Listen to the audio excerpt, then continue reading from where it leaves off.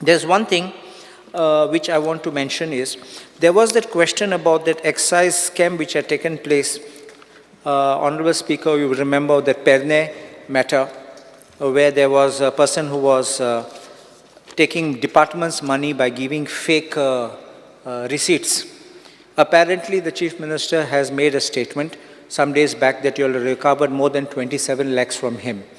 But I don't think that एक याद दवरूंक जाय, चोर तो चोर, एक पाटी चोरलो आनी तेणी मागणी पोरो दिली जाल्यार तेगे हें जायना, तो चोरूच तो.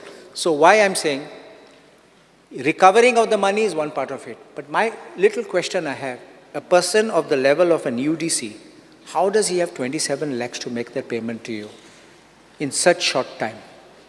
I am very shocked, and I think the government should look into his sources of income and find out whether he has got something else, some other business running which is not being disclosed, or he has got some other hidden assets from where he's sourced out this money.